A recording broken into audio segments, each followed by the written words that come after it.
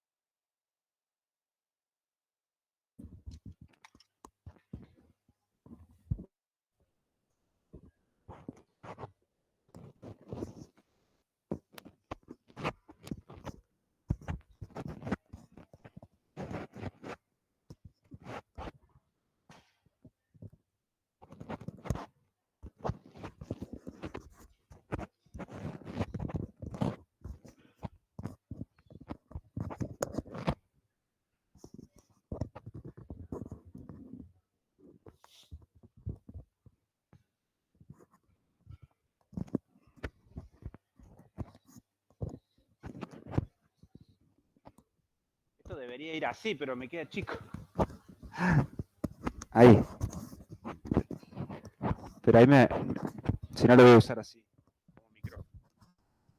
Bueno, ¿me escuchan bien? ¿Se escucha bien? Bueno.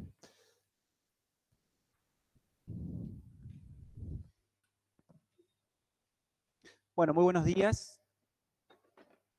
Poca gente veo conectada a 40 y ustedes tampoco son tantos. Para la cantidad de alumnos que somos, bueno, ya iremos viendo cómo se da la dinámica. ¿La semana pasada había más gente en el aula? Estaba lleno, claro. ¿Será la postelecciones? No sé. O que es muy lunes, no sé. Bueno, yo soy el profesor Javier Pierre. Bueno, como ya saben, soy el que está a cargo de la cátedra, así que les doy la bienvenida, ahora ya presencialmente, y a los chicos que están a distancia también de manera sincrónica. Estuvimos el lunes pasado en la primera reunión de presentación, y bueno, y hoy ya tenemos la primera clase juntos. Yo soy profe de administración, por ahí algunos me han tenido en intro de administración, estoy en segundo año también en principio de administración, y también soy profe de filosofía, por eso estoy en esta materia que tiene algunas cuestiones de filosofía. Y más allá de la cuestión de títulos y de presentaciones formales, la impronta que le vamos a dar tiene que ver un poco con mi formación. O sea, yo quiero que vayamos a la práctica de cómo todo esto que estamos viendo impacta en las ciencias económicas. ¿Estamos de acuerdo? O sea, vamos a ver precisiones teóricas, vamos a hablar de autores, vamos a ver cuestiones históricas, pero a mí en el fondo lo que me interesa es discutir o dialogar con ustedes o deliberar con ustedes acerca de cómo impacta esto en nuestras disciplinas. ¿Estamos de acuerdo? Entonces, que no perdamos de foco, que nosotros nos estamos formando en ciencias económicas, que esta materia nos tiene que ayudar a entender mejor las problemáticas que hay en las ciencias sociales, pero que nos pegan a nosotros en las ciencias económicas, ¿sí? Entonces, bueno, ese va a ser un poco mi norte, de tratar de ejemplificar mucho, bajarlo mucho a la realidad nuestra, para que no quede como algo aparte, que decir, bueno, tengo que aprobar esta materia que tiene que ver mucho con historia, con filosofía, pero no se vincula nada con lo que yo estoy estudiando. No, si no, para eso no, ¿para qué está en el plan de estudio? ¿Para molestarlos a ustedes nomás? No. Tiene que tener una relación con lo que estamos haciendo, ¿sí? Así que ese va a ser un poco mi objetivo. No vamos a tratar de complicarlos a ustedes con cuestiones históricas respecto a en qué año nació tal autor, no, nada de memoria, sino que vamos a apostar mucho que ustedes comprendan las principales ideas y debates que están atrás de los autores.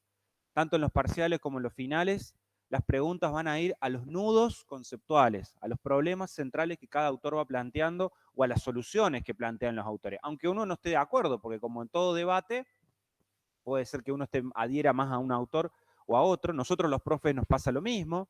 La profe Karina tiene una orientación, yo tengo otra.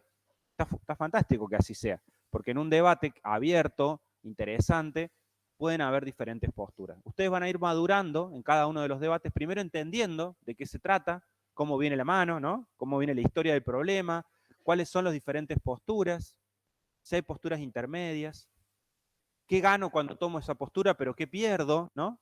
Por dónde me pueden atacar.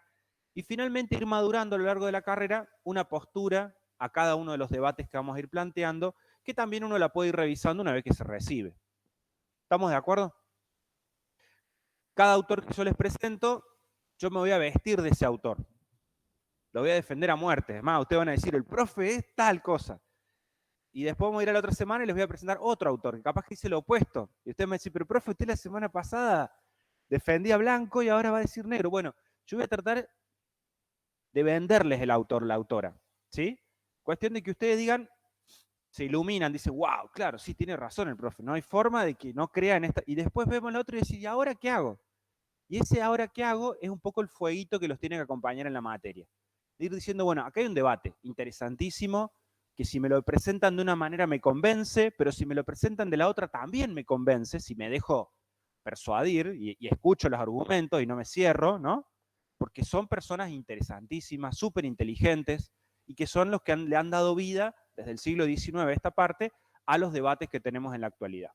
¿Estamos de acuerdo? Ese va a ser un poco el juego. Presentarles autores, ideas, propuestas, vincularlos con las ciencias económicas y que ustedes maduren ideas propias. Quizá el primer año alcanzan con entender los autores. Listo, nos alcanza y nos sobra para probar los parciales. Profe, yo la verdad que me encanta tal autor, pero no tengo cómo refutar lo que dice el otro. Bueno, no me importa, pero por lo menos entendiste de qué se trata, te dejaste atravesar por los problemas estos que están tan en el fondo de nuestra disciplina, pero que impactan en el día a día, y ya vas a ir cursando materias y vos vas a ir viendo con qué cuerda vibrás, decía un profe mío, ¿no?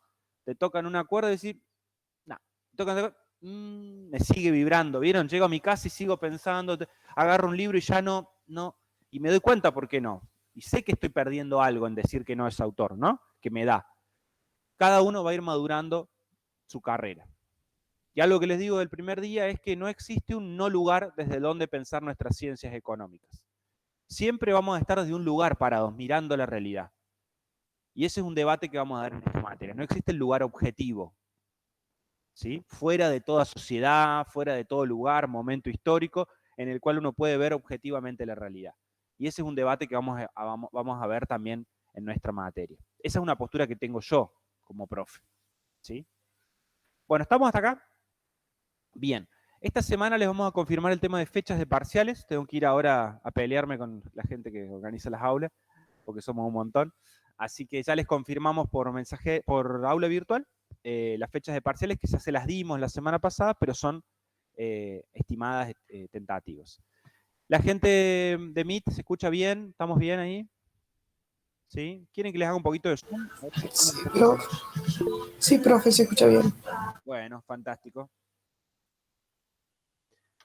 A ver si... No tengo zoom. ¿Cuándo tenía zoom? Ya voy a pedir hay un control remoto de la cámara y que te hace un poquito más de zoom para que vean, no tanto a mí, sino al pizarrón, porque lo veo que está medio lejos del pizarrón. Ya lo voy a pedir para el miércoles. Bueno, arranquemos entonces. ¿Han empezado a ver algo? ¿Abrieron el aula? ¿Bajaron los materiales? ¿Se pusieron a leer algo? ¿Entendieron algo? Vamos ahí empezando. ¿Vieron los videos que les cargamos la semana pasada? Bueno, hoy vamos a empezar entonces con lo que nosotros llamamos en ciencias sociales lo que es la periodización de la modernidad. La periodización de la modernidad.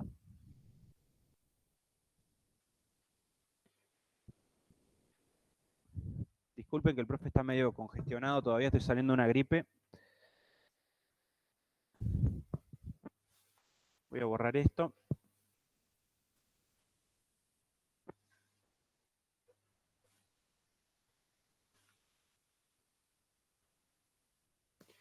El texto que tendríamos que usar esta semana para este tema que vamos a ver hoy es el texto de Horacio Faz, que se llama Los comienzos de la modernidad. Los comienzos de la modernidad. Voy a tratar de hacer letra grande para que los chicos que están ahí conectados lo puedan ver bien.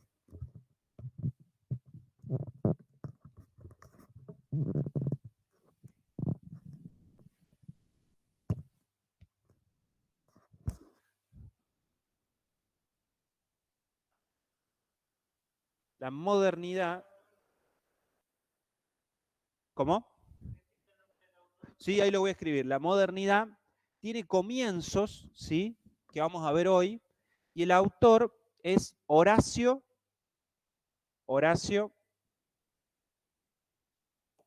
Faz, con 2A. El profe Horacio Faz falleció lamentablemente ya hace unos años. Era profe de la Facultad de Filosofía y Humanidades, fue profe mío en la universidad y era profe en el doctorado acá de Ciencias Económicas y daba materias como lógica, epistemología, ya vamos a ver lo que es la epistemología. Y él escribió este artículo que ustedes tienen para leer, que en realidad es una suerte de discurso que él da, una conferencia que él da, donde trata de explicar cómo fueron los comienzos de la modernidad y por qué sería importante recuperar el espíritu de la modernidad, lo importante que fue la modernidad para el mundo, para Occidente, y qué deberíamos recuperar de ese espíritu inicial de la modernidad. ¿Sí? Entonces lo que él va a hacer es periodizar la modernidad, contar algunos acontecimientos históricos importantes que a ustedes les van a servir, a mi entender, para entender un poquito qué es esto de la modernidad, cómo se ha ido dando a lo largo del tiempo, y como decíamos recién, la importancia para nuestros días. Es un texto que se lee bastante fácil, creo yo. Bueno, lo primero que él trata de decir es, bueno, ¿qué es la modernidad? ¿Por qué algo puede ser catalogado como moderno? ¿No? Y bueno, uno puede catalogar algo como moderno, por ejemplo, en oposición a algo que sería ¿qué? Antiguo, ¿no? Entonces, en la época moderna, lo que se contraponía era la edad antigua.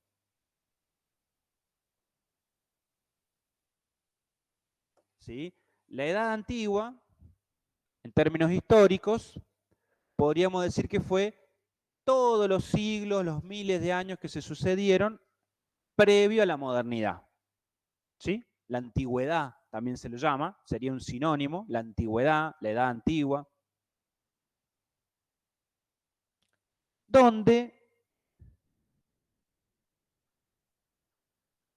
se dieron una serie de civilizaciones,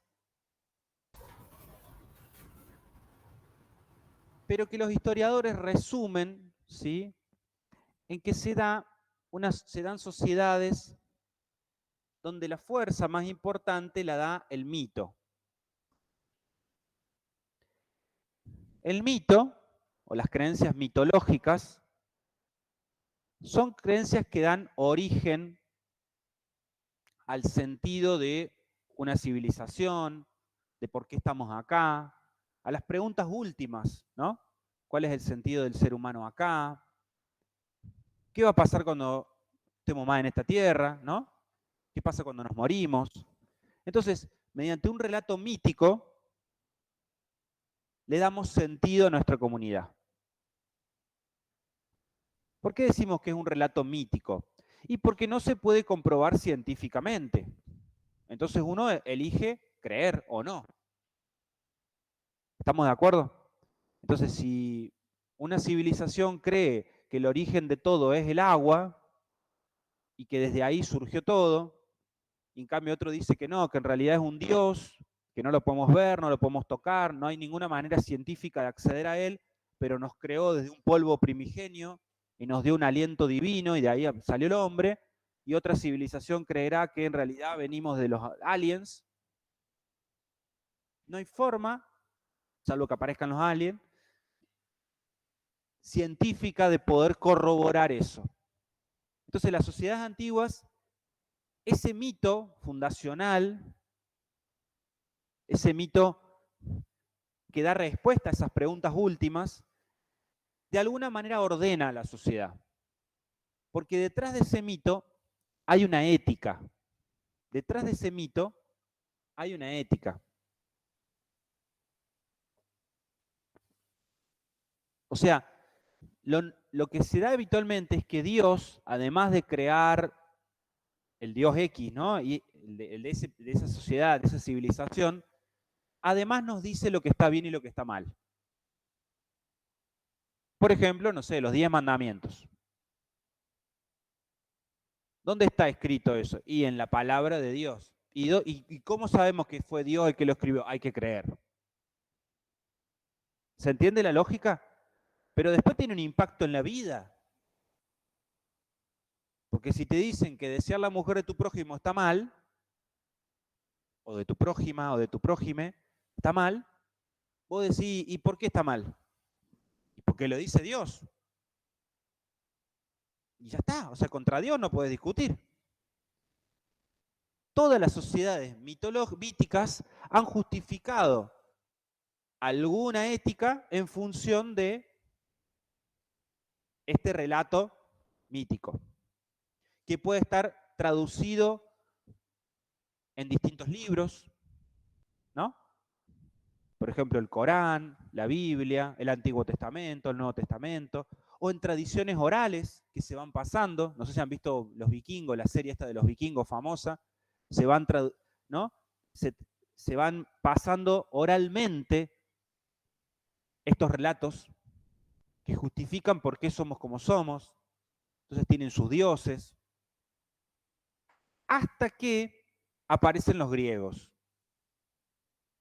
Y los griegos empiezan a pensar que el hombre, en realidad, es un animal, igual que el resto de los animales, pero que a diferencia del resto de los animales, es un animal que tiene logos. Logos, L-O-G-O-S. Que es difícil de traducir una palabra griega que dice logos. ¿Qué es logos? Y bueno, vamos a traducirlo de manera simplificada como que es un animal racional. Lo que nos distingue del resto de los animales es la razón. Lo que es propio del ser humano es que somos racionales, van a decir los griegos. Estamos hablando de 5 siglos antes de Cristo, el siglo de oro, podríamos decir, de los griegos. Y este es un primer cambio que se da en la Edad Antigua, que después va a ser retomado en la modernidad. ¿Sí? Si bien los griegos siguen creyendo en múltiples dioses, sigue habiendo este relato del mito a su correlato ético, ¿me van siguiendo? De cómo justificar lo que está bien, pero empiezan a aparecer autores que van a sostener esto. ¿Sí? Lo que está bien y lo que está mal va a depender de argumentos racionales que nos demos unos a otros. ¿Ven la diferencia? No de la tradición, de porque siempre se dijo así o porque alguien hace tantos años escribió o porque Dios lo dice, entonces para siempre es así. Yo puedo discutir con otro o con otra y con argumentos racionales llegar a lo que es lo bueno. Es muy diferente a lo que decíamos recién, ¿o no? Pensemos de vuelta en nuestra tradición judeocristiana occidental. Dios creó al hombre a su imagen y semejanza, dice la Biblia, ¿no? A la mujer no. Por eso el hombre varón es el centro de la creación.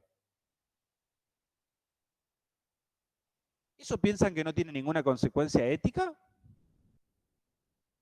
¿Piensan que no justifica que el hombre esté por encima de la mujer en todo a lo largo de miles de años? Y si Dios lo dice, de vuelta, ¿cómo discutimos con Dios? Hasta que alguien puede decir, che, pero somos todos seres humanos. Bueno, pero no se puede argumentar racionalmente. Pero si lo que nos distingue es que somos racionales,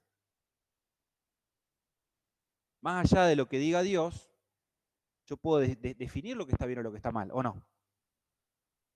Bueno, eso no era así. Y no fue así durante miles de años. La gente no podía pensar por sí misma. Porque si vos nacías en una comunidad que ya creía algo, tenías que obedecer lo que esa comunidad había decidido que estaba bien.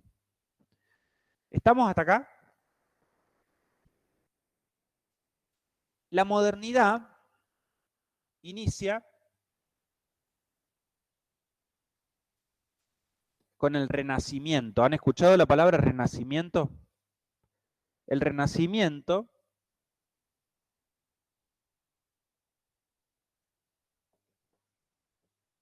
se da en el siglo XV, o sea, en el 1400. Sí.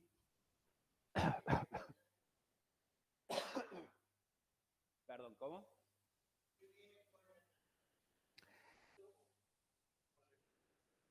El Renacimiento surge en el siglo XV, en el 1400, y ahora voy a explicar qué se toma de esta antigüedad que fue previa, ¿no? Previa al Renacimiento dijimos que estaba la antigüedad. ¿Se escucha bien? Estaba la antigüedad. Incluso no sé si han escuchado alguna película, algún libro, alguna serie que se hablaba del oscurantismo, de los años oscuros, ¿no?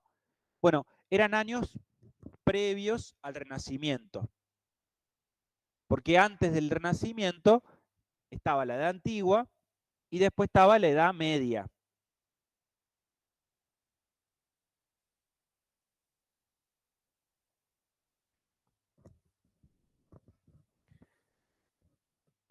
Todos estos siglos previos al siglo XV, ¿sí? Se los considera la Edad Media, o sea, entre la Edad Antigua y el Renacimiento, que va a dar origen a la modernidad. ¿Sí? Podríamos decir que el primer siglo de la modernidad, o donde empieza a aparecer la modernidad, como etapa histórica, es en el Renacimiento. ¿Qué sucede en la Edad Media? Bueno, la Edad Media, bajo acá un poquito para poder desarrollar, a ver si se puede bajar. La Edad Media es una edad histórica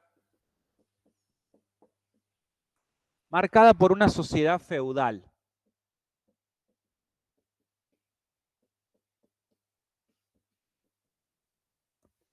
Un feudo era una porción geográfica de territorio que tenía un dueño, o una dueña. Ese dueño era el señor feudal, que normalmente era un noble, alguien que había heredado ese territorio. Entonces, si yo era un duque, supongamos el duque de Punilla, ¿no?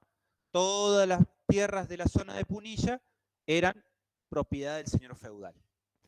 Toda la gente que vivía dentro de ese feudo, porque nació ahí, era propiedad del señor feudal.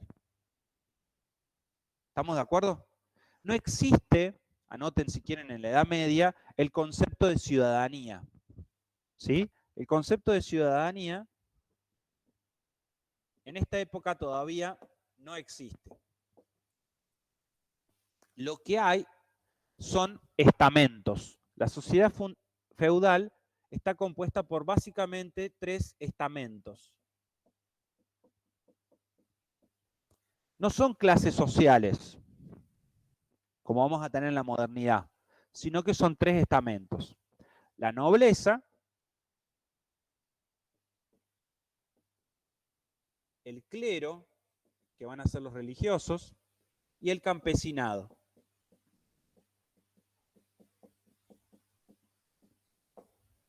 Que básicamente va a vivir en los feudos de la nobleza. ¿Estamos hasta acá? No se puede cambiar de clase social. Por ejemplo, ustedes ahora están estudiando para obtener un título, ¿no? Pero ese título no se hereda. O sea, si tu papá era contador, no es que te lo va a pasar y automáticamente te vas a convertir en contador. Si vos no haces estos méritos, no estudias, no vas a tener el título de tu papá. Y viceversa, por más que en toda tu familia nadie haya tenido un título universitario, si vos haces los méritos suficientes, vas a ser la primera profesional de tu familia. ¿Me siguen? Hay mérito ahí. Acá no. Si yo nazco hijo, hasta el día de hoy, si yo nazco hijo legítimo, ¿no? Del duque de Saboya, bueno, con el tiempo me voy a convertir en el heredero de ese título de nobleza. ¿Ven? Por eso era tan importante en la Edad Media si eras un hijo legítimo o no. Y además, ¿quién era tu padre? Porque además se transmitía por línea paterna, volviendo al machismo de la historia, ¿no?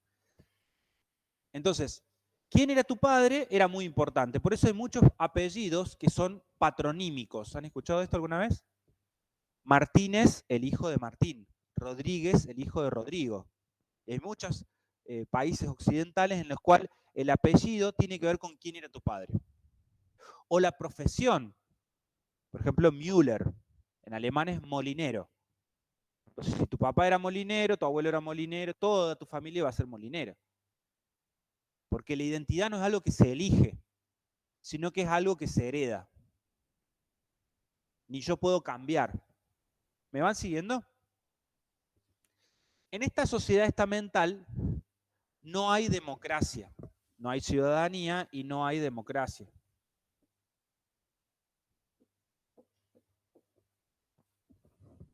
El dueño del feudo es el que tiene el poder de decidir todo para la gente que vive dentro de ese feudo.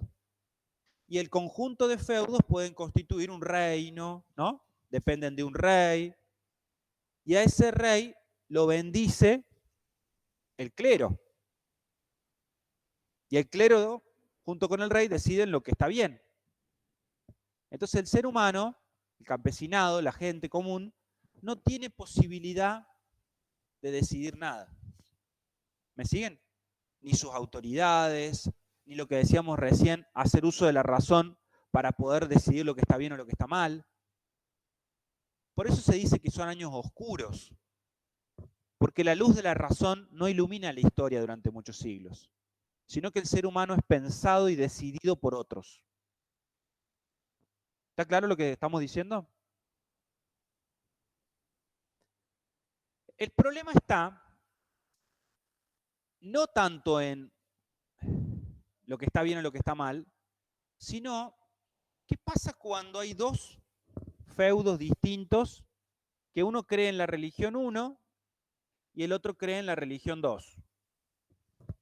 ¿Cómo dialogan? ¿Cómo se ponen de acuerdo dos feudos distintos con dos religiones distintas?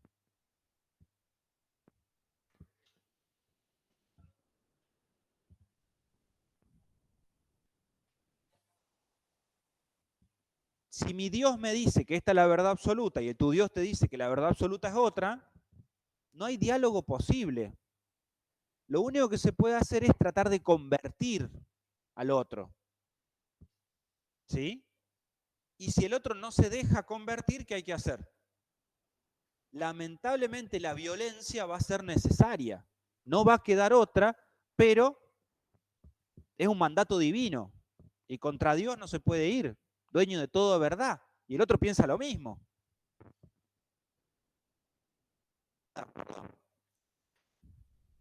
Entonces, esto fue un grave problema en la Edad Media. Las guerras religiosas.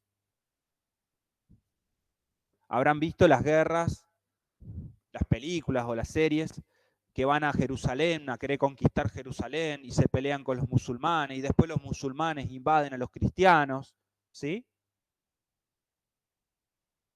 Después entre los mismos cristianos, porque aparecen los protestantes, que es una rama de los cristianos pero que interpretan la Biblia de otra manera. Después están los judíos que también creen en una parte de la Biblia, pero no son católicos. Después están los católicos de Oriente y los católicos de Occidente. Entonces, claro, ¿y quién tiene la interpretación correcta? ¿Quién tiene la interpretación correcta? Y bueno, no hay manera racional. ¿Ven lo que estoy? Los que están atentos van a entender. No hay manera racional de argumentar acá. Lo que hicieron muchos autores fue recuperar a los griegos. Entonces, hay muchos teólogos, por ejemplo, Santo Tomás, San Agustín en Occidente, que recuperan a los griegos, como por ejemplo a Platón o Aristóteles en estos casos, para poder darle fundamento más, llamémosle racional, a la creencia. Entonces, ¿qué va a decir San Agustín? Creer para entender y entender para creer.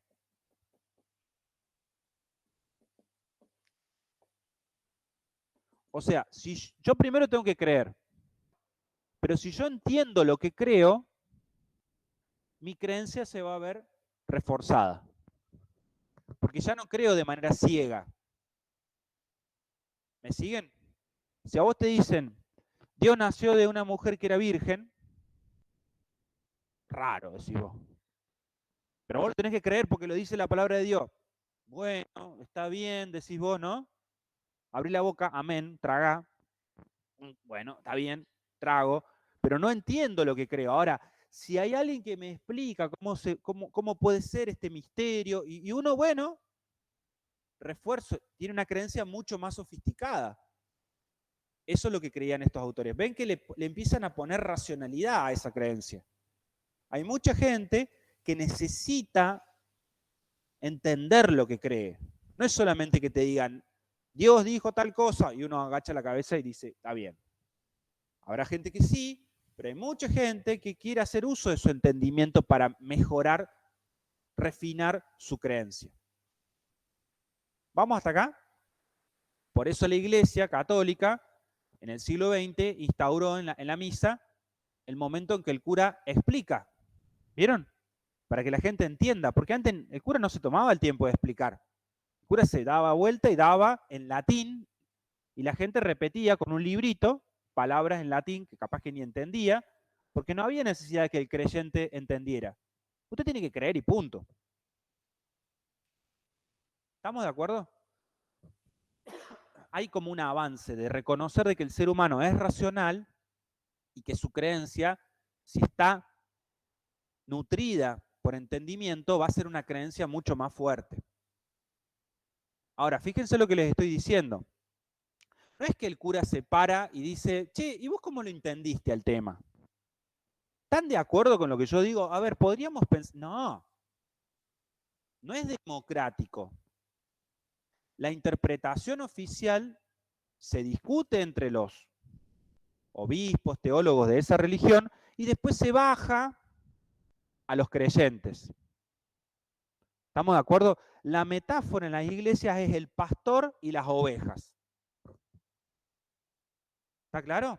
Usted es oveja, vaya para allá, vaya para allá. El pastor te va arreando, te va llevando con amor, con cariño, pero no hay intervención en cómo interpretar, en qué creer, en deliberar, discutir con el otro. O a ustedes le preguntan, ¿a quién vas a votar para el próximo sacerdote del pueblo? Nadie te pregunta. Si usted es oveja, ¿lo define? No sé, el obispo. Ah, pero el obispo sí lo podemos elegir. No. Al arzobispo, menos. A los cardenales, menos. ¿Quién elige a los cardenales? El Papa. Ah, ¿y al Papa quién lo elige? Los cardenales. No hay democracia en ese sistema, ¿se entiende? Vamos a decir, este sistema es un sistema premoderno, que está basado en este sistema. ¿Ven? Milei diría son una casta, ¿no? Pero ellos dicen lo que está bien. Y vos no tenés ninguna autoridad en decir ni cómo interpretar la Biblia, ni... Claro, entonces muchos han dicho, che, pero si yo me armo mi propio sistema, entonces Inglaterra hizo eso en su momento. Se apartó de la iglesia católica, se armó una iglesia que se llamaba la iglesia anglicana, el rey de Inglaterra, y entonces tienen su propia iglesia. ¿Para qué? Y para poder controlar el poder de lo que era lo divino. Hoy los rusos que tienen la iglesia ortodoxa rusa, entonces Putin tiene su propia iglesia. ¿Se entiende? Es decir, bueno, me lo pongo de mi lado, me armo mi propia iglesia y listo. Lo dice Dios, ¿no? Pero de vuelta, el pastor, las ovejas. Controlar lo que cree la gente es sumamente importante, ¿se dan cuenta? Y justificarlo en nombre de Dios, ya está. O sea, contra Dios no se puede discutir. Ahora, ¿cómo discutimos con el que no cree? Bueno, el que no cree, tengo dos posibilidades, vamos a usar el 1 y el 2. El pecador o la pecadora es alguien tolerable, porque todos somos pecadores, ¿no? Desde que Adán comió la manzana, somos todos hijos de Adán, somos todos pecadores. O sea que el pecador siempre se lo puede recuperar. El problema es el que no cree o el que cree otra cosa. Eso se lo llama hereje. Al hereje hay que combatirlo. ¿Sí? La iglesia combate mucho la herejía. Si yo creo en otra cosa, por ejemplo, a los judíos o a los musulmanes, que creen en otra cosa. Porque esta persona no la puedo, salvo que se convierta, no la puedo pasar a la categoría de pecador. ¿Sí? Por eso por ejemplo, aparece la Inquisición. No sé si alguna vez la vieron, escucharon. Un tribunal que decía lo que estaba bien o lo que estaba mal de la iglesia, perseguía a los herejes, se los torturaba para que se conviertan, y las guerras entre religiones, convertir al otro. Pero no solamente del cristianismo, de todas las religiones de esta época, por eso se habla que era una edad bastante oscura, las luchas interreligiosas, y el ser humano es pensado y decidido por otros, hasta el Renacimiento. ¿Estamos hasta acá? Ahora sí subo y empezamos con el Renacimiento.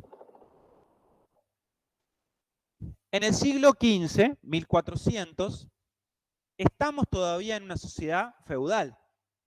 No es que un día alguien dijo, bueno, a partir de mañana empieza el Renacimiento. No, estas son categorías que se le van poniendo después los historiadores para decir, bueno, este periodo histórico se diferencia de este otro. ¿Sí? Si ustedes alguna vez van a Italia, van a ir a Florencia y van a encontrar que ahí está la cuna del Renacimiento italiano y del Renacimiento en general, que se da en un feudo en la cual los señores feudales, habrán escuchado los Medici, habrán escuchado los Medici, eran los señores feudales de esa familia, dan mucha más libertad que otros feudos.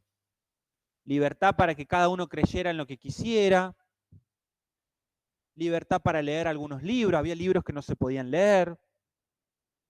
Aparte la gente no sabía leer ni escribir, porque si aprendés a leer y escribir empezás a usar la cabeza para pensar por vos mismo, ¿no? Conviene que la gente sea analfabeta.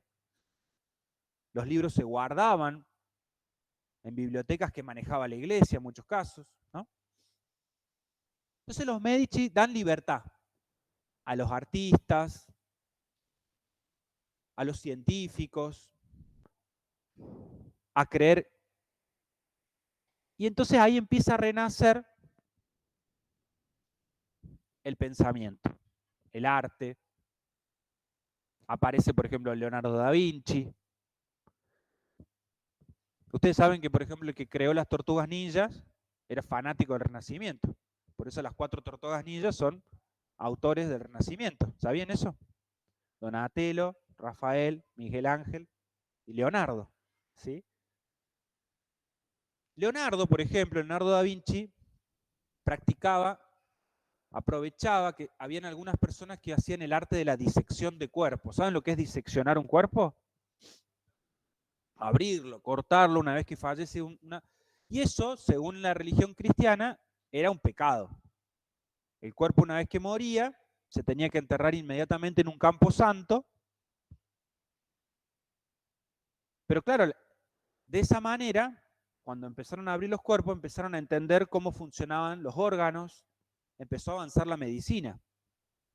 Y Leonardo da Vinci dibujaba todo eso como artista. Y eso permitió los avances en un montón de ramas del conocimiento. El Renacimiento, dice Horacio Faz, no es algo que se da y que se explaya en todo el mundo de un día para el otro. Pero aparecen las obras de estos autores, libros, ideas que van pasando de un lugar al otro. Entonces, a lo largo del tiempo, se van dando diferentes obras fundamentales. En el siglo XVI, ya estamos hablando del 1500, 1543, más precisamente, Horacio Faz dice, aparecen 2 obras fundamentales, ¿sí?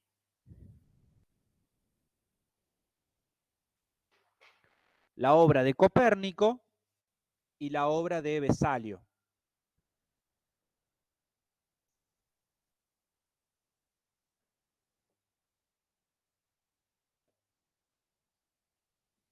Copérnico, como ustedes saben, y si no saben lo van a aprender hoy, pueden ir a la casa y decir, ustedes saben lo que era Copérnico. Bueno.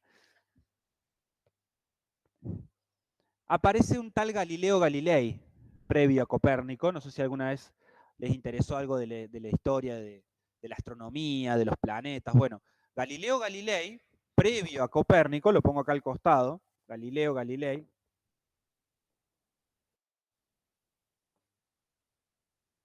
Si a alguien le interesa esto, en vez de estar viendo TikTok, pueden buscar en YouTube, está La Guerra de los Cielos, un documental que hace History Channel, donde cuenta muy en detalle todo lo que le sucede a Galileo. Pueden ver La Guerra de los Cielos. Nada, no va para el parcial, esto es anexo. Galileo Galilei se basa en un invento de la época que él lo va perfeccionando también, que es el telescopio.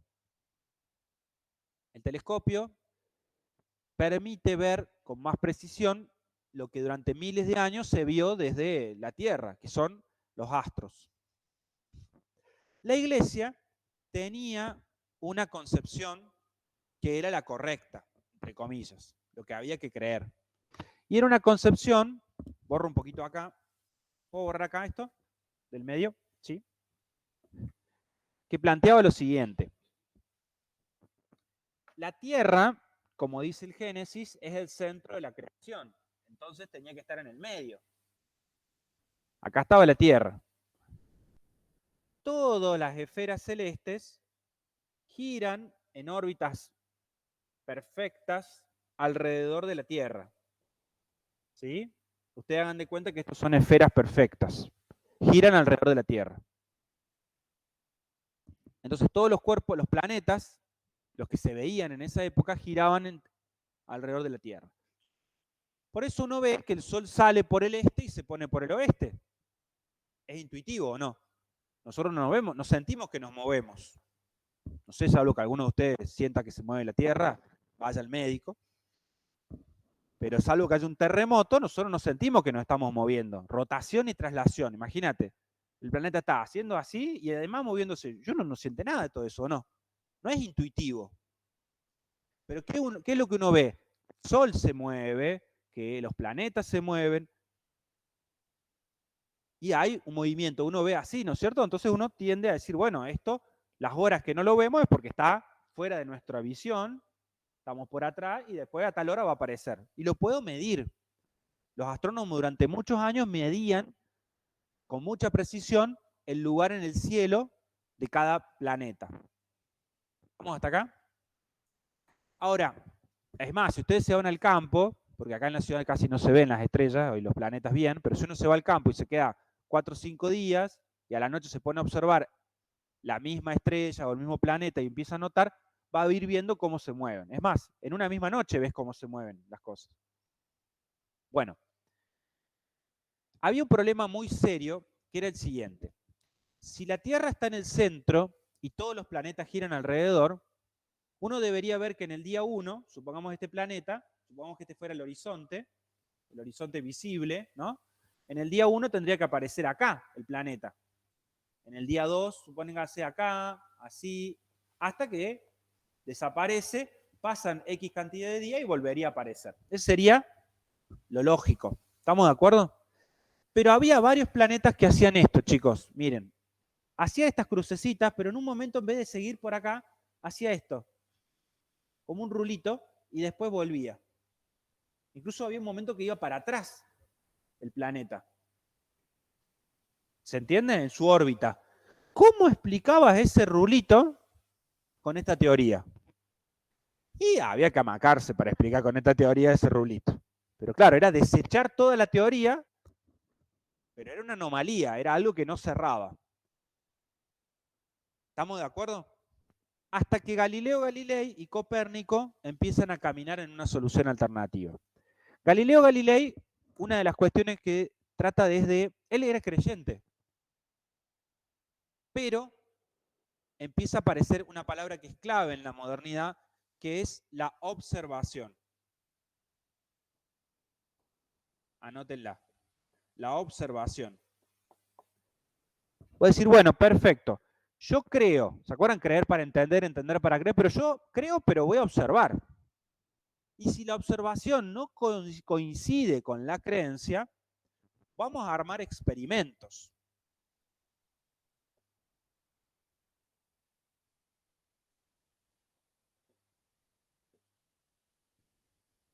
Para confirmar o refutar lo observado. Entonces, ¿voy muy rápido? Repito. Galileo, fruto de su época, la iglesia le había dicho, por ejemplo, todo esto. Otra creencia era que las esferas eran perfectas. Todas las esferas celestes eran perfectas. Entonces Galileo ponía el telescopio, observaba la luna y veía que la luna tenía cráteres. ¿Pero qué le decía lo que tenía que creer? Que no había cráteres, que eran perfectas las esferas. Entonces, ¿qué hacía Galileo? Llamaba a los astrónomos de la iglesia. Che, miren, acabo de perfeccionar el telescopio, se ve mejor, se ve más lejos. Para mí, díganme ustedes, esto tiene cráter. Miraban los astrónomos, efectivamente veían los cráteres y ¿qué decían? Está mal el telescopio. ¿Qué hacía Galileo? Se quedaba ahí y decía, bueno, si lo dicen está bien. No, experimentaba. Entonces decía, bueno, armemos otro telescopio. O hablaba con otro astrónomo y le decía, y 3, 4 astrónomos diferentes, con técnicas diferentes, hacían distintos experimentos y miraban el cielo con distintos, y todos mostraban cráteres. Ya no es lo mismo, no es un invento mío que mi telescopio anda mal. Entonces, ¿qué decían los de la iglesia? Es el diablo que te está haciendo ver cosas que no son. ¿Ven? Entonces, la creencia ya empieza a estar más del lado de la observación y de la experimentación que de lo que te dice una autoridad. Empezar a creerle a la evidencia es el gran cambio de la modernidad. La creencia tiene que ser justificada mediante la experimentación, mediante la observación. Se pasó la vida haciendo experimentos Galileo. Bueno, no quiero hacerles spoiler de lo que le pasó a Galileo. Sí les voy a contar que en el siglo XX el Papa Juan Pablo II pidió disculpas, no en nombre de él, pobrecito, él no le había hecho nada a Galileo, pero en nombre de la iglesia que él representaba, a todo lo que se le hizo a Galileo. Porque obviamente lo que decía Galileo después terminó siendo cierto. ¿Estamos hasta acá? ¿Cómo? Y claro, por eso lo terminan, no quiero decir qué le hacen, pero para no ser spoiler, porque hay gente que está entusiasmada, ¿verdad? Lo ven. Copérnico, en 1543, tomando toda esta experiencia de Galileo, descubre, anoten porque no inventa, descubre las leyes que gobiernan, las leyes matemáticas que gobiernan el verdadero funcionamiento de los planetas. Pasamos de un sistema, vamos a llamar geocéntrico, geo es tierra, ¿no? Geocéntrico,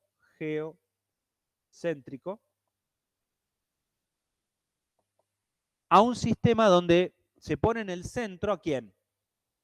Al Sol, a Helios. Por eso se llama heliocéntrico. Entonces a él, observando, experimentando, haciendo, pensando por sus propios medios, se le ocurre la idea de que si en vez de que la Tierra esté en el centro de todo, lo pone al Sol y además que las órbitas no sean circulares, ¿ven? Son elipsis. Y el Sol tampoco está en el centro. Ustedes saben que no está en el centro el Sol de la elipsis. Está en uno, si uno parte acá, en la mitad, estos se llaman los focos de la elipsis. El Sol está en uno de los focos de la elipsis.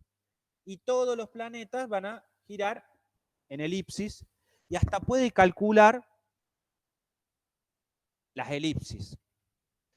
Los astrónomos posteriores, usando Copérnico, llegaron a estimar que faltaba una órbita. ¿Saben esta historia? Y dicen, si lo que dice Copérnico es cierto, en este espacio tiene que aparecer un planeta. Falta un planeta que no hemos descubierto. Pero yo puedo teorizar, puedo predecir que acá está faltando un planeta. Entonces, si está faltando un planeta, ahora sí, pongamos, por ejemplo, en este lugar, la observación, observemos todos los días en ese espacio del cielo, que en algún momento, ¿qué va a pasar? Lo vamos a ver, si está bien la teoría. Yo puedo predecir, pero a diferencia del mito, yo puedo comprobar o refutar lo que digo. ¿Ven la diferencia? No es lo mismo decir, ¿por qué llueve? Y porque los ángeles están tristes y están llorando. A decir, la Tierra no es el centro del universo, los planetas giran alrededor de tal a tantos metros por segundo y puedo predecir que vamos a ver un planeta si miramos ahí durante un tiempo suficiente un planeta nuevo. Y efectivamente así descubrieron uno de los planetas del sistema solar.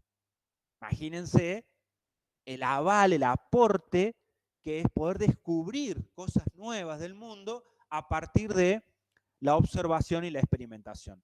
Pero no es solo observar y experimentar, también es hacer uso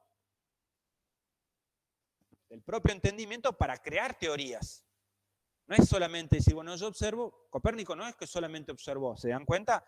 Esto es algo nuevo. Crear teoría, teorizar,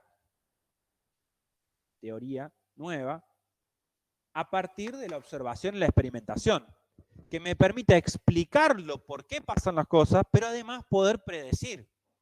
Y esa predicción puede ser sujeta a refutación o comprobación. Ya no es algo que queda en el ámbito de creer porque Dios lo dice. Y esa nueva mentalidad que viene de la ciencia natural, de la física, de la matemática, empieza a permear en todos lados con los años. ¿Se entiende esto? ¿Vamos bien hasta acá? ¿Están muy aburridos o vienen bien?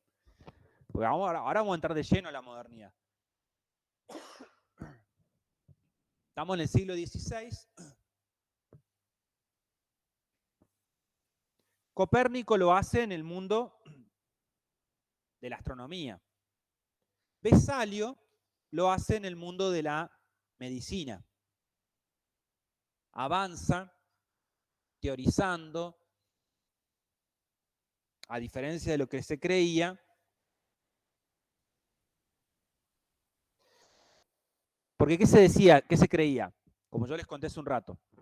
Ustedes van a pensar que ¿Puedes repetir lo que dijo? la modernidad es un encuentro muy fuerte entre la razón y la fe. Es un momento histórico o sea, después hay muchos idas y vueltas que ya las vamos a ir contando. ¿Sí? No quiero acá ir en contra de la religión de cada uno. Pero sí que te mueve. O sea, si ustedes están prestando atención a esta clase y sin prejuicios van escuchando, hay cosas que uno dice, pasaron cosas, ¿no? A lo largo de la historia. No es neutro lo que estamos charlando. Después, charlamos, si quieren, discutimos, a ver qué piensan ustedes. Yo no les voy a decir lo que yo pienso, quiero que ustedes primero. Entonces, este autor, Vesalio, va a contradecir algo que decía la iglesia, que ya algo yo les había contado, de que Dios había creado al hombre a su imagen y semejanza y por lo tanto era totalmente diferente al resto de los animales. Porque aparte tenía alma. La mujer es un caso distinto, porque la mujer ¿de dónde le saca? De una costilla. Y eso justifica de que el hombre esté por encima de la mujer. O sea, la mujer sería entre un animal y el hombre, algo intermedio. Por eso tiene que siempre estar subordinada al hombre. Me miran algunos así. Pero se entiende, ¿no? O sea, ¿se acuerdan lo que dijo el profe al principio? De un relato mitológico se desprende una ética. Y si lo dice Dios, amén. Y usted ovejita. No, pero yo, ovejita. Usted está acá para obedecer, no para pensar, discutir. Y es eterna, la verdad es eterna. No se puede repensar a la luz de la historia. Vos por ahí lees cosas en una Biblia o en una religión y dices, che, pero esto suena viejo. Se escribió hace 2000 años, ¿no? Pero si lo escribió Dios, es para siempre. No lo puedo revisar, no hay un F5 que yo puedo actualizar, lo que yo creo. Por eso las sociedades premodernas, y ahí me estoy yendo más a la actualidad, es difícil dialogar con una sociedad gobernada por, no sé, un jeque o alguien que dice, bueno, la religión oficial es esta, y como lo dice Alá, ¿no? Y la religión es la que gobierna la sociedad. Eso es una sociedad premoderna. ¿Se van dando cuenta el impacto que esto va teniendo? Y convivimos hasta el día de hoy con sociedades premodernas, o partes de la sociedad que son premodernas. Vuelvo a Vesalio. Vesalio lo que va a hacer es romper con esto de que el cuerpo es sagrado y mediante el arte de la disección empieza a mostrar de que tenemos órganos igual a otros animales, y empieza a descubrir el sistema respiratorio, el sistema circulatorio, y ahí empieza a avanzar la medicina. Y se empiezan a curar un montón de enfermedades. Había mucho de superstición y de te enfermabas y era, bueno, se te metió el diablo, o te curaste porque Dios te curó, ¿no? De poner todo en manos de Dios, pero así la ciencia no iba a avanzar nunca. De vuelta, mediante la observación, la experimentación, se empiezan a generar teorías y empieza a avanzar la medicina. ¿Los chicos de distancia vienen bien ahí, de The Meet? ¿Alguna duda? ¿Se va escuchando bien? Pregunten, o comentarios pueden hacer.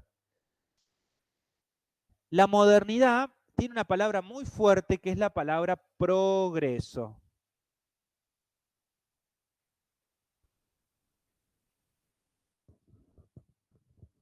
Yo, haciendo uso de la observación, de la experimentación en la teoría, puedo curar gente que antes no podía. O sea, ahí hay un progreso. Puedo predecir cosas que antes no podía predecir de la naturaleza. La Edad Media era una edad donde la idea de progreso no existía. Estaba el tiempo de siembra y el tiempo de cosecha. El tiempo era más visto como algo cíclico. Está todo dicho y para siempre. No hay algo para mejorar, para progresar. Pongan esto en la carpeta porque después lo vamos a recuperar. La modernidad tiene muy fuerte la idea de progreso, que se contrapone con la visión más bien cíclica de la Edad Media. La Edad Media tiene una visión más bien cíclica, por ejemplo, está el tiempo de siembra y de cosecha, o de lluvia y seca, ¿no? Y seco, siembra, cosecha. Hay una cuestión que ya está dada para siempre. No hay una idea de progreso, ni económico, ya te doy la palabra, ni económico, ni social, ni científico. Porque ven cómo esto va permeando, ¿no? Ustedes están acá porque quieren progresar. Ahora, si yo les digo, mira, mi amor, ¿qué querés que te diga? Tu amiga nació hija del príncipe de Punilla, va a ser la princesa de Punilla. Y vos naciste, tu papá era zapatero, vas a ser zapatera o molinera. Pero yo me esfuerzo, no importa tu esfuerzo. La vida ya está decidida. ¿Pero quién lo dice? Dios. Pero es injusto. No hay, la justicia es divina. Vos no tenés nada que ver con lo justo o lo injusto. ¿Se entiende el concepto? Qué diferente que es la modernidad con la etapa antigua y la etapa medieval. Sí.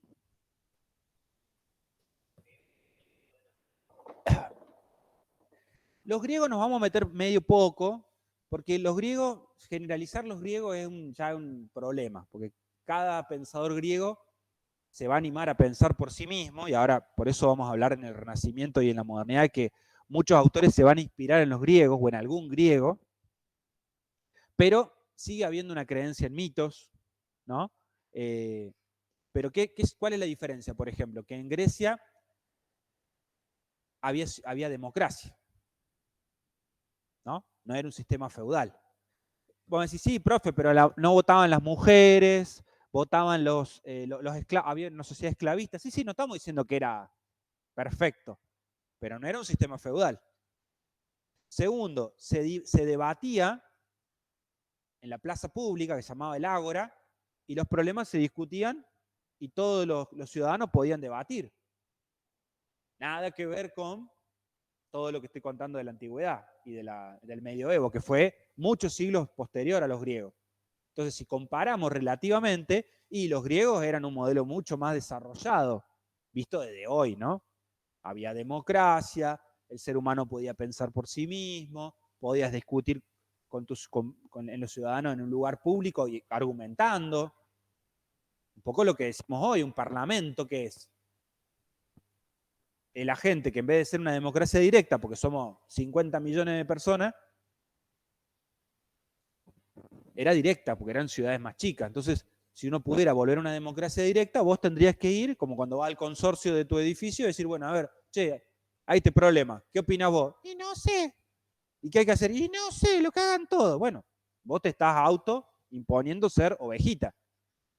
Pero todo sistema de toma de decisiones comunitario implica que vos te tengas que empoderar y decir, bueno, a ver, me tengo que poner a hacer problema, decís vos, ¿no? Pero tenés que tomar decisiones con los otros. Y hay uno que quiere imponer su, ¿no? No, porque yo soy dueño hace 20 años. ¿Qué tiene que ver? Si tiene razón, tiene razón. Si tengo yo que estoy alquilando hace 6 meses y tengo razón, vamos a hacer lo que yo digo. ¿O no? Bueno, ese es el poder de la democracia. De los mejores argumentos. Pero claro, implica salir de ese status quo de quedarse piola. ¿Estamos de acuerdo? Y hacerse cargo de lo que es común a todos, de lo público. Porque si no, ¿quién se hace cargo? Y bueno, el rey, el que quiere dominarnos, ¿no? La iglesia de turno. Entonces la modernidad va a decir, el hombre tiene que hacerse cargo de su propia historia. Empezar a pensar por sí mismo. ¿Estamos hasta acá?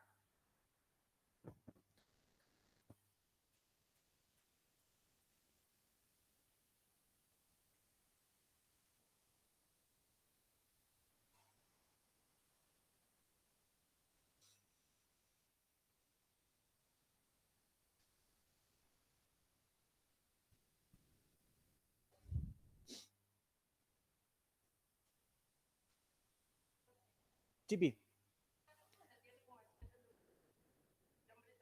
¿Quién me...? Ah, no te veía la voz, sí. ¿Significa entonces que el ser humano también es desplazado como el centro del universo? Sí, total. Está muy bueno lo que vos comentás. De vuelta, para el sistema de creencias religioso de la época, Dios crea al hombre a su imagen y semejanza y lo pone en el centro de la creación y por lo tanto la tierra es el centro del universo y el hombre es el centro de la naturaleza y por lo tanto el hombre puede disponer de todo, así dice el Génesis, ¿no? A su disposición, ¿no? A lo que le convenga. Por eso hay muchas teorías ecológicas, y ya la vamos a ver después, que vuelven a ese concepto de que el antropocentrismo ecológico, ¿no? Decir, bueno, si esto a mí me sirve, ¡pra! ¿No? El árbol, la vaca, lo que sea, porque yo soy el centro de la creación, ahí en el fondo, ¿no? Ahora, cuando empezamos a pensar de esta manera, empezamos a decir, che, mirá, la Tierra es un planetita más. Acá sería, ¿no? Ya no estamos en el centro el centro del Sol. Primer cambio, difícil de aceptar para el ser humano también. Después va a aparecer Darwin, que va a decir, che, ni siquiera, no es como te contaron. Hay un árbol evolutivo de un montón de especies y en una ramita se abrió el Homo sapiens y ahí te apareciste vos. Casi por un acto de casualidad. Y hubieron otros homínidos dentro de la rama evolutiva esta, porque hay otra rama evolutiva, hubieron otros homínidos que no prosperaron. Todos estos son homínidos y por evolución, azar, va a decir, azar. Por eso hay una frase famosa en el siglo XX que dice, Dios no juega a los dados. Como diciendo, no puede ser azar todo. Pero Darwin va a decir, la selección natural es azar. ¿No?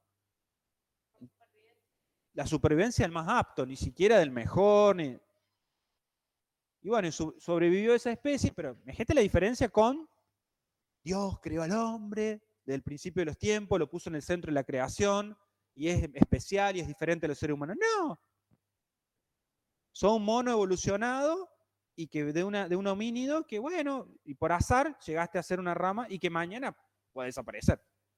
No son ningún centro de la creación. nos pone en un lugar totalmente descentrado de la concepción de heredada, llamémosle, de que somos el centro de la creación y que somos especiales, ¿no?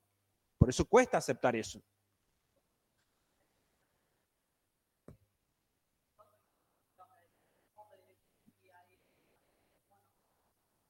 Claro, por eso hay dos corrientes. Me estoy yendo de tema, pero están tan buenos los temas que es difícil esquivarle la pregunta. Está la visión creacionista, que va a sostener, no, Dios creó al hombre a su imagen, y está la visión evolucionista, que va a decir, hay un árbol evolutivo que evoluciona por selección ciega, no hay un Dios que dice este va a sobrevivir y este no, es el medio ambiente, ¿sí?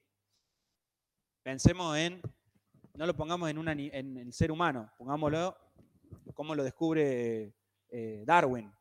Él va a las Galápagos, si algún día tienen oportunidad de las Galápagos, no se lo pierdan, vayan, y ve que las Galápagos es espectacular porque tiene varias islas donde hay, por ejemplo, un animalito que se llama el pinzón, un pajarito. Y en cada isla hay un pinzón, pero que tiene alguna variación. Por ejemplo, tiene las membranas entre las patitas. Otro tiene el piquito más largo. Otro tiene un plumaje distinto. Entonces él dice, ¿por qué? Entonces uno dice, bueno, porque para ese ambiente, por ejemplo, en esa isla las rocas eran muy resbaladizas, entonces tener esa membrana hacía que ese pajarito cuando era chiquito se pudiera agarrar más y comer y ese prosperaba. Pero no es que Dios dijo, voy a poner en esta isla un pajarito con membrana. No, la mamá tenía 5 polluelos, ¿no? El polluelo que desarrolló una patita más, que nació con una patita un poquitito más firme para poder agarrarse, es el que comió más y ese es el que después puede dar progenie, o sea, el que puede tener. Y esos que tienen esa genética son los que quedan, ¿ven? Pero no hay un designio, no hay un diseño, va a decir Darwin. Entonces, vos imaginate eso contra todo esto que estamos diciendo, de que las especies se crearon fijas, se llama el fijismo de las especies, que todo el mono es el mismo mono desde la época del Génesis. No, todas las especies evolucionan, dice Darwin. Claro, esa es la visión de el team creacionistas, ¿no? Que va a decir, las especies se crearon de acá para siempre, son las mismas, no hay evolución, y en el centro de la creación está el hombre, que es diferente al... Darwin va a decir, nada que ver. Es un mito eso. Es algo que se creyó durante muchos años, pero no tiene ningún sustento ni en observación empírica, ni en experimentación. Bueno, pero ahí entramos en cómo encontrar evidencia que muestre que eran animales previos al nuestro. Entonces decir, bueno, entonces se fue buscando, por ejemplo, todos los homínidos hasta llegar a Lucy, que se llama, que es una de los, de que entonces cada animal que se encuentra intermedio entre los monos y el Homo sapiens estaría mostrando esta evolución que cuenta Darwin, ¿no? Sí. ¿Cómo, perdón? Sí, lo de la X lo vamos a ver ahora, pero tenedme paciencia. Y si no lo terminamos de entender, lo vamos a ver el miércoles, porque es lo más difícil. Todo está en los dos lados. En el aula virtual, donde dice de dónde estudiamos, y está en el box de apuntes, es lo mismo. En los comienzos de la modernidad es el primer texto que tienen. Los comienzos en la que es el que estamos viendo ahora. ¿Vamos bien hasta acá? Otro gran avance que se da es que aparece la imprenta. La imprenta de Gutenberg en Alemania permite imprimir muchas copias de los libros. Hasta ese momento los libros se copiaban a mano. Entonces yo decía, bueno, yo quiero el libro de Galeno, supónganse. Entonces yo mandaba a un monje, ¿no? Por ejemplo, que estaba en Toledo, en España, lo mandaba a Italia, a Milán, y le decía, bueno, andate y copiate. Está en Milán, ¿no? De la biblioteca copiate. El libro de Da Vinci, el libro de Platón, y el tipo se iba 2 años, copiaba a mano 5 o 6 libros, se los traía, una copia de cada uno de esos 5 libros, 2 años copiando el libro a mano, y recién los monjes de Toledo empezaban a leer esos libros. Eran carísimos los libros, la gente no sabía leer ni escribir, y además era muy lenta la transmisión de los conocimientos. Y además permitía que yo pudiera guardar esos libros y que nadie tuviera acceso a ese conocimiento. No sé si han visto la serie Game of Thrones, Juego de Tronos. Es una serie ya para ustedes media viejita, pero si alguno quiere ver todo este tema de la Edad Media y de cómo se movía el conocimiento, Juego de Tronos, te las recomiendo.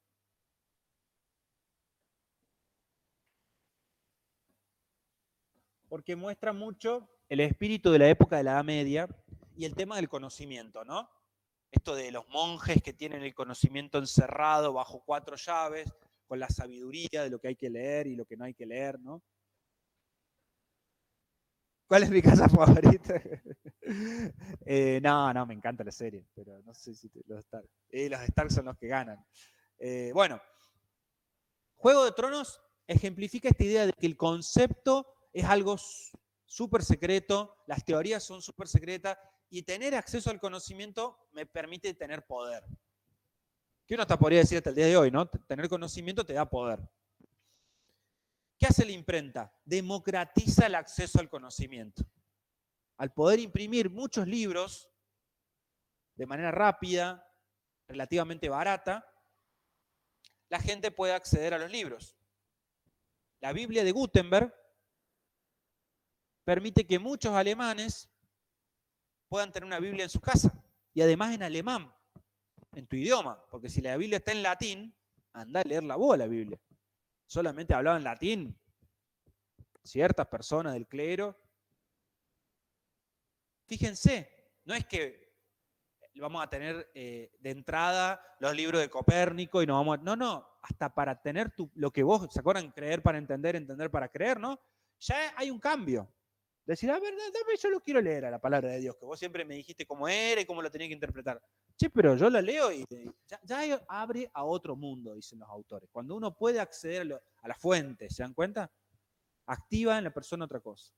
Obviamente esto se da con siglos y siglos y siglos. La gente no es que sale del analfabetismo y esto se propaga y que de golpe todos teníamos biblioteca en nuestra casa. No. Pero es otro mojón a lo largo de la historia que va empezando a generar todo este sistema que vamos a denominar la modernidad, que empieza en el siglo XV, en el 480, van a decir los italianos, en el 1400, y que no solamente viene de la ciencia. Ustedes van a leer el texto de Fass, va a hablar del arte, por ejemplo, el tema de la perspectiva, la astronomía, de todos los lugares que hemos estado hablando de la medicina.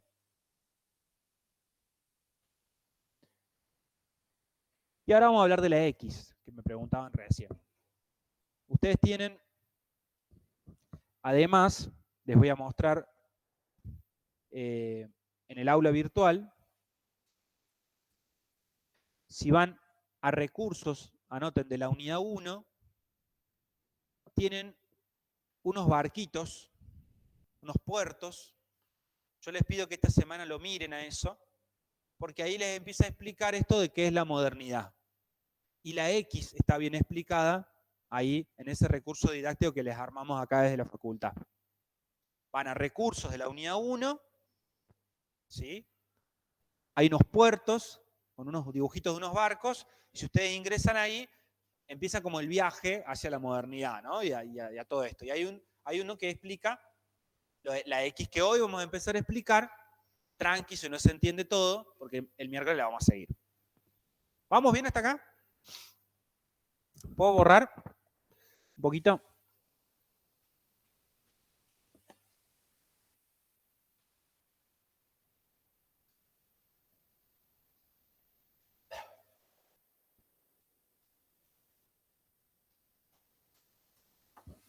Lo que estamos haciendo ahora es acomodando los tachitos en la cabeza, digo yo, ¿no? Muchas cosas que ustedes por ahí han visto en el cole, ¿no?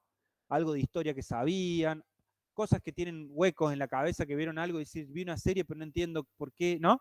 Tratar de acomodar un poco para entender el meollo del problema que se va a dar ahora, que es lo que voy a empezar a contar. Estuvimos contextualizando, es como que nosotros estamos entrando en la temporada 7, ¿vieron? Y si no te contaron los 6 anteriores, aunque sea por arriba, no entendés nada, ¿viste? Bueno, yo estuve tratando de contextualizarles un poco para que ustedes ahora entiendan el problema que vamos a discutir ahora. ¿Vamos hasta acá bien? La gente de Meet, ¿vamos bien? Perdón que por ahí no les pregunto tan seguido. Ustedes pregunten, levanten la mano, comenten. Tienen ahí alguna manito, algo. Saber que están ahí del otro lado. Bueno. Vamos a hablar de este nuevo sistema basado en la observación, en la experimentación y en la teoría, que se empieza a pensar y que va a dar esto de la X que estamos comentando.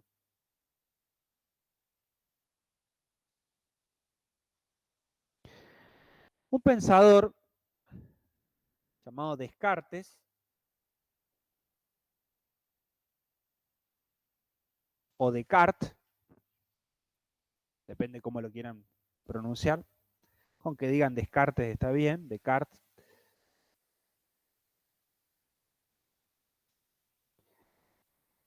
va a pensar lo siguiente. Va a decir, bueno, mire, ya nos hemos dado cuenta de que nuestros sentidos nos engañan. Yo veo que el sol se mueve y que la Tierra está fija, ¿se acuerdan lo que decía hace un rato? Pero en realidad no es así. Alguna vez, por ejemplo, habrán hecho el famoso experimento de poner en un vaso con agua un lápiz y vos ves que el lápiz pareciera que está quebrado, ¿no? O está más grande. Y en realidad, metés la mano, tocá el lápiz, está igual. Entonces Descartes dice, nuestros sentidos nos engañan. Porque con una vez que mi sentido me haya engañado, yo ya no sé si me están diciendo si estoy teniendo ¿se entiende? Con una vez que los sentidos me hayan engañado, ya entro a dudar. Esto es como tu pareja. Te engañaron una vez, te mintieron una vez, no hablemos de engaño amoroso, pero te mintieron una vez y después te dicen confía en mí y vos decís, te perdono, mentira. Es como el jarrón que se cayó, lo pegaste y vos le ves las grietas. Cada vez que mirás el jarrón, lo tenés ahí puesto de vuelta, pero le ves las grietas, ¿o no? Entonces, Descartes dice, los sentidos no pueden ser la fuente de conocimiento, porque los sentidos nos engañan. Entonces yo tengo que dudar. Hay una duda.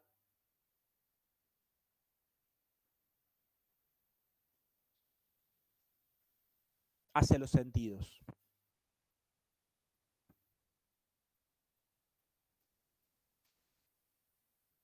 Los sentidos no son una fuente fidedigna, segura de conocimiento. Porque yo puedo dudar, puedo estar muchos años equivocado pensando que el sol se mueve, como pensaron miles de años las personas, y en realidad el sol no se movía. Entonces yo no me puedo guiar en eso. Descartes era matemático, entre otras profesiones, porque en esa época no estaban divididas las ciencias, ¿no? De lo que no puedo dudar, dice Descartes, es de que estoy dudando, y por lo tanto que estoy pensando. Puedo dudar de si este es mi cuerpo, puedo dudar de si estoy tocando algo, de mis sentidos, puedo dudar de si estoy acá, o si es alguien que me está haciendo ver algo. De ahí aparece Matrix, no sé si han visto la película Matrix. La idea de Matrix, no voy a hacer spoiler porque hay alguien que no vio Matrix, todos vieron, es parte de la cultura general. La idea de que estamos en una Matrix, alguien no vio Matrix, porque si lo que voy a decir ahora, bueno, no voy a contar nada de Matrix. Vean, pongan, ver Game of Thrones, esta materia hay que ver muchas cosas. Ver Matrix, aunque sea la 1, véanla, está muy buena, es viejita, ya sé, pero véanla, porque está buenísima. Matrix toma Descartes, esta idea cartesiana, Descartes, cuando las ideas son de Descartes, se habla de las ideas cartesianas, es que los sentidos nos engañan. No voy a decir nada hasta el miércoles. El miércoles voy a hacer spoiler de Matrix, para poder explicar lo de Descartes. Descartes va a decir, si los sentidos me engañan, aunque me engañen una vez, yo siempre voy a dudar. ¿Se acuerdan lo del jarrón? ustedes anoten, porque después cuando estudien se van a acordar más del jarrón que lo que yo les estoy diciendo. Pero anoten todo lo que les ayude a entender a Descartes. Descartes va a ser una persona que va a dudar metódicamente de todo. Por eso se llama la duda metódica. Como método, la duda. Es decir, esto se mueve de la izquierda a derecha, pero lo que yo estoy viendo, ¿cómo sé que es así? ¿No? Y no lo sé. Y bueno, ¿y entonces cómo puedo aseverar que todo el conocimiento que yo estoy viendo es cierto? ¿No? Esa duda metódica lo lleva de cara a decir, yo de lo único que no puedo dudar es de que estoy dudando.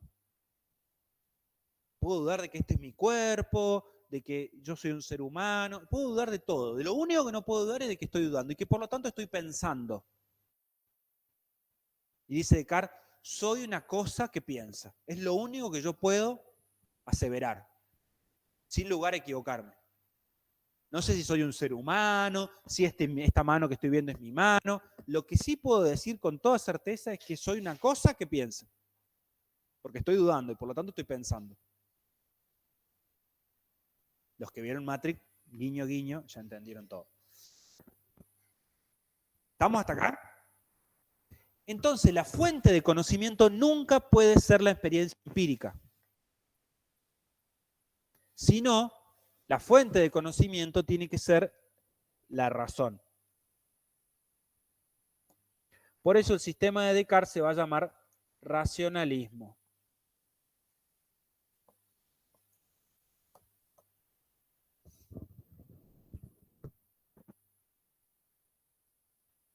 ¿Cómo se descubrieron los nuevos planetas que dijo? Y bueno, porque alguien tuvo que pensar y escribir en lenguaje matemático de la órbita de los planetas. Que esta es una idea platónica ya, de que el mundo está escrito en lenguaje matemático. Y lo único que hacemos nosotros es, haciendo uso de la razón, descubrir las leyes que gobiernan el universo. Las leyes no se inventan. La ley de la gravedad, a cuántos metros por segundo cae un objeto, eso no se inventa. Pero la ley de la gravedad no se puede ver, no se puede tocar. ¿Pero no existe? Anda a tirarte de acá del último piso del edificio. Ah, no, no existe, porque yo voy a creer que Dios me va. No, no, no. Caen las cosas, ¿ven? Y yo puedo matematizar a cuántos metros por segundo cae. Eso no lo puedo hacer haciendo uso de los sentidos, porque yo no lo puedo ver, no lo puedo tocar. Puedo hacer experimentos, pero para pensar esos experimentos, primero tengo que tener una teoría. ¿Y la teoría de dónde viene? Del ser humano que piensa y que dice esto y lo puede pensar y escribir en lenguaje matemático, que es un lenguaje que no tiene ambigüedades, no es opinable. Y eso es la base de la ciencia moderna. ¿Estamos de acuerdo? Algunos autores creyentes van a decir, Dios escribió el mundo en lenguaje matemático.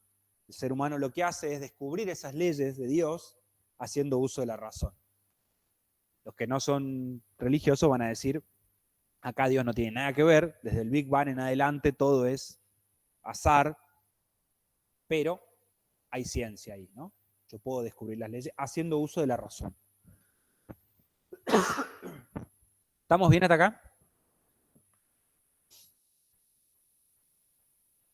Entonces está el team racionalismo, Descartes. Descartes nos mete la duda en la cabeza, decir, ¿y cómo sabe que lo que estás viendo, que lo que estás escuchando, que lo que estás tocando, que acuérdense los ejemplos tontos que pusimos del lápiz en el, ¿no? De que el sol se mueve? Y si ya te engañó una vez los sentidos, ¿cuándo sabes si estás haciendo algo de acuerdo a lo que tiene que ser? Lo que no te va a engañar es el uso de la razón, el lenguaje matemático y encontrar las verdaderas leyes que gobiernan el universo. Después sí, hagamos experimentos, pronostiquemos y veamos si se cumple, pero la base del conocimiento no puede ser los sentidos. ¿Estamos hasta acá? En el otro extremo,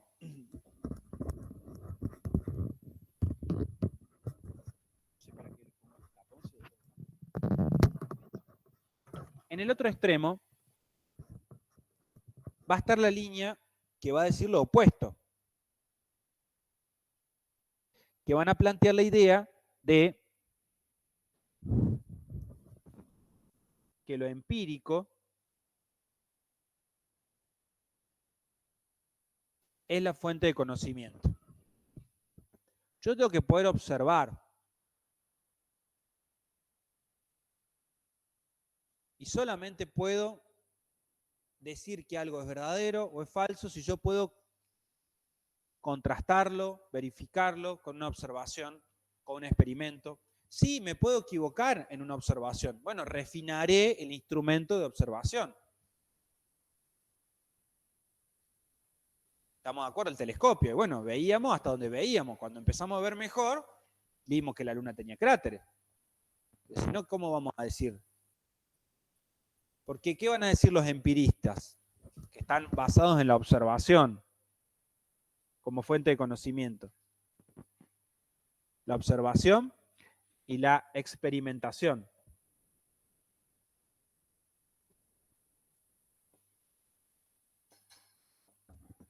Yo desde la razón puedo especular e inventar un montón de cosas. La ley de la gravedad. Parece algo, ahora nosotros decimos obvio, pero ¿dónde está? La podemos ver, la podemos tocar. Y es complicado asumir algo que no se puede ver, no se puede tocar como cierto. ¿Ven? Yo te digo, hay una ley que yo puedo atraer las cosas y se me pegan, el magnetismo, ¿no? Parece los X-Men, no sé. Y existe. Pero, digamos, bueno. Entonces, yo puedo postular cualquier cosa desde este lado. De que la lluvia es producto de que los ángeles están tristes. Pero si yo no puedo observar y no puedo contrastar, experimentar, no tiene sentido aquello. Esto queda todo en el aire. Un problema que tiene, por ejemplo, el psicoanálisis es que postula entidades desde un punto de vista racional que no tenemos forma de observarlas ni de contrastarlas. El inconsciente. Anda a encontrarlo vos, el inconsciente. No, te traicionó el inconsciente. ¿Han escuchado esa frase? Te traicionó el inconsciente. ¿Qué? ¿Que tengo algo adentro que me traiciona? ¿Y cómo podría yo hacer una observación o una experimentación para saber si es un chamullo o existe el inconsciente? Entonces, toda ciencia que tenga elementos así, medios esotéricos, que no se puedan observar y experimentar, raro, no es ciencia. O a lo sumo una ciencia que le falta madurar. ¿Me siguen? Yo puedo postular teorías, no es que esta gente dice que no se pueden postular teorías, pero la base para poder confirmar esa teoría es esto. Pero si no, yo puedo inventar cualquier cosa en el aire. Imagínense las ciencias como las nuestras. ¡Oh! ¿Por qué el consumidor eligió ese producto? Porque se puso de moda. ¿Y cómo sé que se puso de moda? Y porque miles de personas fueron a comprarlo. Bueno, pero un argumento que se mueve la cola. ¿O no? ¿Qué considera el cliente algo de calidad? Y es muy subjetivo. Entonces yo puedo teorizar un montón de cosas. Me puedo ir a este lado y encontrar argumentos o causas que no se condicen con la realidad, son inventos míos en la cabeza. Entonces los empiristas dicen, la idea de causa la ponemos siempre nosotros. Lo que hay que hacer es ir a los hechos concretos y ver los hechos. Podemos elaborar teorías, pero después tienen que volver a los hechos y ver si se contrastan o se confirman. Y si algo no se puede refutar o no se puede contrastar o no se puede, no es teoría. Es biribiri de estos racionalistas que están idealizando cosas allá arriba. Esto es como, no se ven los cráteres porque hay un diablito que se te metió en el telescopio. ¿Por qué uno dice, y porque no lo puedo contrastar? ¿Ven? Eso es lo que dicen los empiristas. Yo puedo postular cualquier entidad, como la ley de la gravedad. Uno antes de poder contrastarla, como decía, ley de la gravedad, el primero que la postuló, ¿no? A Newton le habrán dicho, ¿qué? ¿No? Después, no es que no existan cosas que no veamos, ¿se entiende? Existen fuerzas que no vemos, que no podemos tocar. Los empiristas no dudan de eso. No niegan que existe la ley de la gravedad. Pero ¿qué van a decir? ¿Por qué podemos afirmar que la ley de la gravedad existe? Porque podemos observarla directa o indirectamente, o podemos hacer experimentos para poder contrastarlo. yo puedo poner en lenguaje matemático que va a caer a tantos metros por segundo esto, lo tiro y cae. O que una pluma y una piedra, si están en condiciones de gravedad cero, van a caer a la misma velocidad.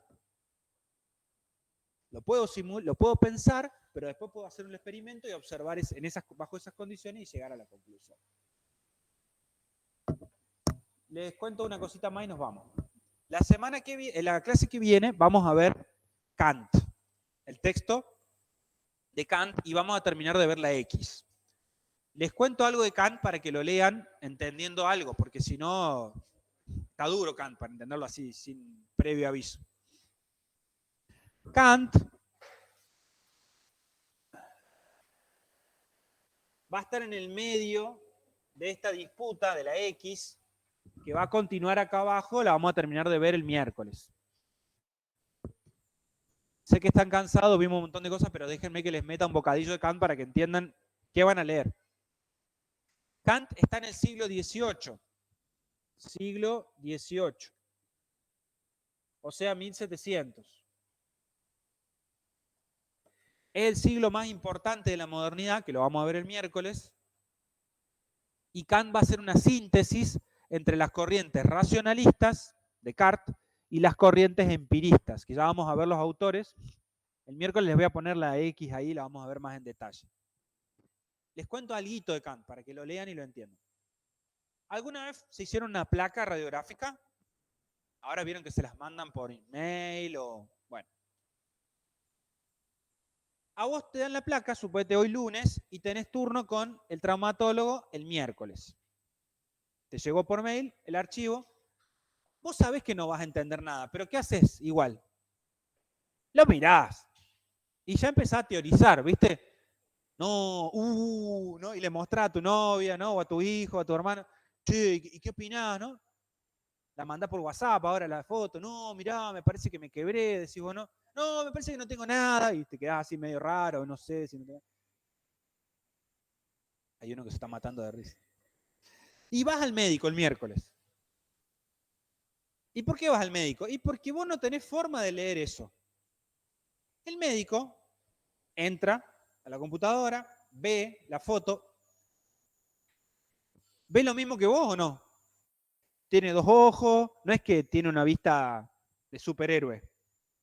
Pero, siguiendo a Kant, vamos a decir, ¿está viendo lo mismo que vos?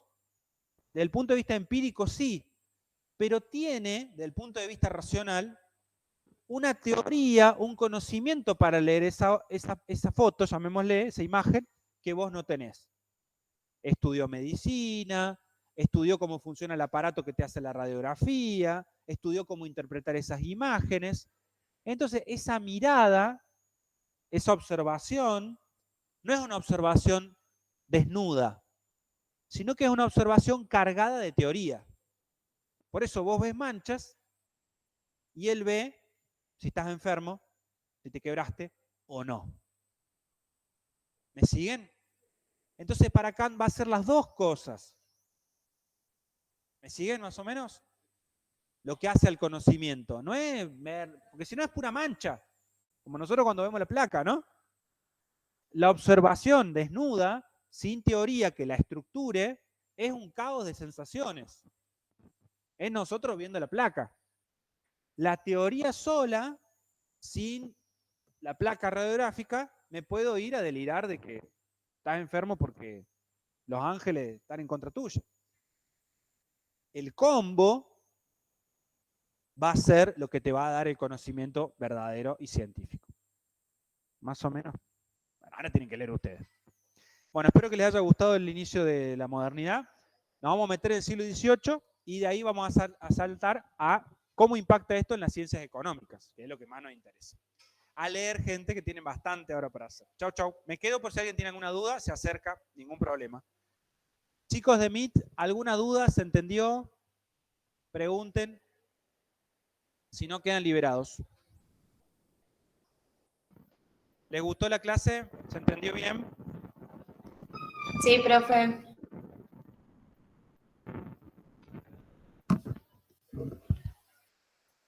Sí. Sí, el mismo el año pasado?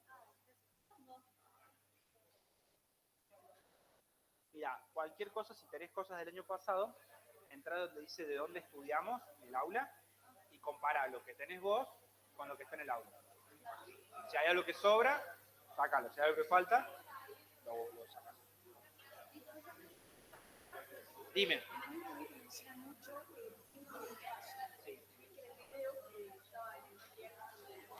Sí, me siento porque estoy medio cansado y medio engripado, entonces estoy medio máquina. Necesito descansar, sí.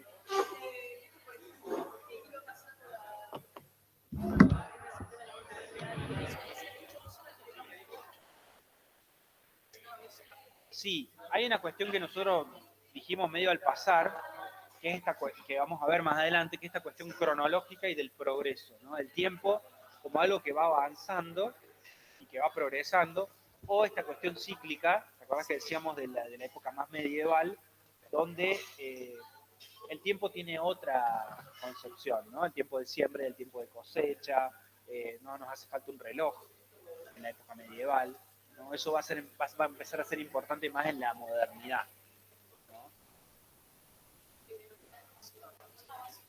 Dale, ¿no? Y lee tranquila, de cualquier cosa se acercan y preguntan. Bueno, gracias. Buenísimo. Todo bien, gracias. Ah, listo. Para que los despido.